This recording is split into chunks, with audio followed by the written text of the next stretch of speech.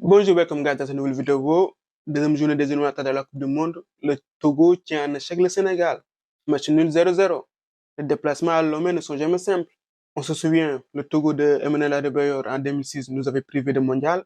On fait match nul à Lomé et à Dakar, ils nous battent. On parvient à prendre notre revanche lors des éliminatoires de la Coupe du Monde 2022. On fait match nul à Lomé et à Dakar, on réussit à les battre. On n'arrive toujours pas à les battre chez eux, à Lomé. Aujourd'hui, le 11 de Aliou Cissé a un peu changé. Il y a eu deux revenants, Cheikhou Kouyaté et Ismaël Sarr. Ils ont pris les places respectivement de Lamine Camara et d'Habib Diallo. Début de match plutôt équilibré. Le Sénégal n'arrivait pas à imposer son jeu. Le Sénégal a été gêné par l'organisation mise en place par le Togo. Il y a eu beaucoup de pertes de balles faciles qu'on pouvait éviter, notamment au milieu de terrain. À la construction, à mon avis, il y a eu un peu de précipitation. On a du mal à trouver Sadio Mané et Ismaël Sarr dans les zones dangereuses. Par des centres, on a réussi à être un peu dangereux, mais on manquait un peu de présence. Peut-être qu'aujourd'hui, s'il y avait un vrai numéro 9, il aurait pu exploiter ces centres. Par la suite, le Sénégal a eu un semblant de contrôle, mais on s'exposait au contre. Le Togo a eu les meilleures opportunités en première mi-temps. En toute fin de première mi-temps, à la 43e minute, Edouard Mendy fait un arrêt décisif. Aujourd'hui, côté togolais, Plaka nous a mis en difficulté. En premier mi-temps, la meilleure situation que le Sénégal a eue, ce n'est même pas une occasion. Hein. Il y a Ismaël Sarr qui parvient à faire un retrait à Sadio Mané, qui n'arrive pas à bien le reprendre. Et il y a aussi une transversale, si je ne me trompe, de Koulibaly, dans les arrêts de jeu de la première mi-temps, où Sadio Mané n'arrive pas à bien maîtriser son ballon. En deuxième mi-temps, bis repetita, le Sénégal ne parvenait toujours pas à mettre réellement en difficulté la défense togolaise. Et on continuait à s'exposer au contre des Togolais. À 30 minutes de la fin, Aliou Cissé a commencé à faire des changements. Il y a eu les entrées de Pathé 6 de Lamine Camara. Mais l'entrée la plus déterminante aujourd'hui a été celle de Jackson, à mon avis. L'entrée de Jackson a fait du bien à l'équipe. À peine rentré, il est arrivé à se procurer une occasion. Cette action, il pouvait mieux faire.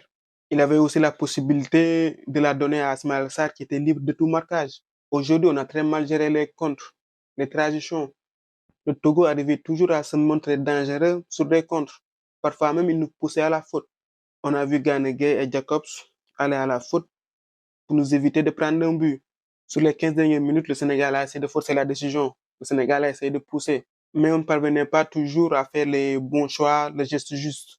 En fait, des matchs, le Togo a failli marquer à plusieurs reprises. Ils ont eu beaucoup d'occasions. Ils ont eu beaucoup d'opportunités pour marquer. Heureusement qu'aujourd'hui, il y a un bon Doudou Mendy, un Edouard Mendy des grands jours. Il a réalisé plusieurs arrêts. C'est Edou qui nous sauve dans les arrêts de jeu. Si on ramène aujourd'hui le match nul, c'est grâce à Edou. Aliou Cissé a décidé aujourd'hui de ne pas jouer avec un pur avant-centre. Cela a déstabilisé l'équipe à mon avis. Sadio Mané et Ismaël Sarr se cherchaient. Ils étaient perdus. Il n'y avait pas de circuit préférentiel. Je pense que ce positionnement a même déstabilisé le milieu de terrain. J'aurais compris jouer sans numéro 9 si on n'avait pas de joueur capable d'évoluer à ce poste. Mais sur le banc, on a Jackson, on a Habib Diallo. Pourquoi se priver de numéro 9? Aujourd'hui, l'absence de numéro 9 s'est fait sentir. Si on avait joué dès le départ avec un numéro 9, je pense que le Sénégal aurait pu marquer. Je ne sais pas si c'est pour mettre Liman à l'aise, mais tu n'es pas obligé de te priver d'un numéro 9 pour mettre à l'aise Liman.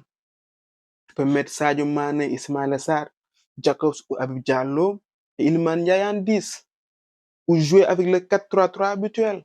Aujourd'hui, Aliou Cissé s'est compliqué la vie tout seul. Il nous a compliqué la tâche. Si j'analyse les performances de chaque joueur aujourd'hui, Jacobs et Krépin Diatta, ils ont apporté offensivement. Jacobs aujourd'hui, il a été un peu plus en difficulté sur le plan défensif. Beaucoup d'actions offensives sont passées sur son côté. Concernant Krépin Diatta, on parle souvent de l'absence de Bouna Sarr. Mais Bouna Sarr, sans lui manquer de respect, hein, il a tout mon respect. Il a gagné la CAN avec le Sénégal. Mais je ne pense pas qu'il offre plus de garanties défensives que Krépin Diatta.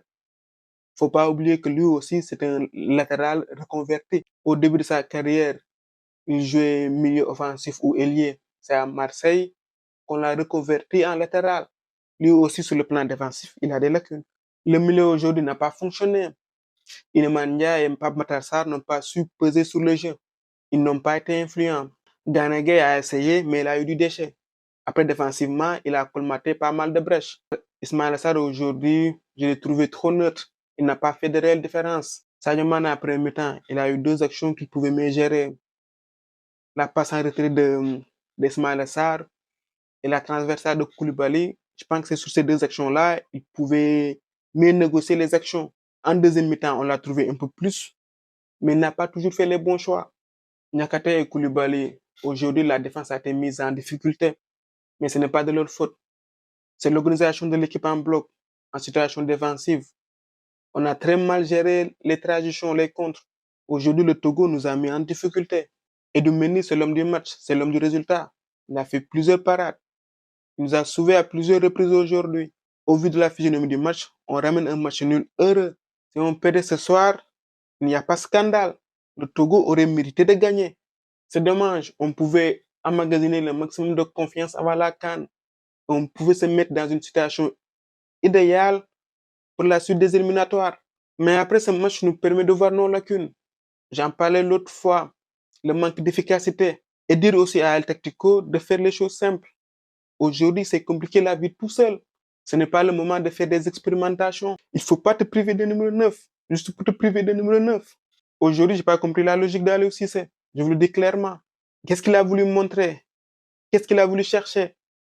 Honnêtement, je ne sais pas. Ce soir, on perd 2 points. Le point positif de ce soir, c'est que ce match a mis à nu nos limites sur les points sur lesquels on doit travailler. Et faisons les choses simples, Aliou. Faisons les choses simples.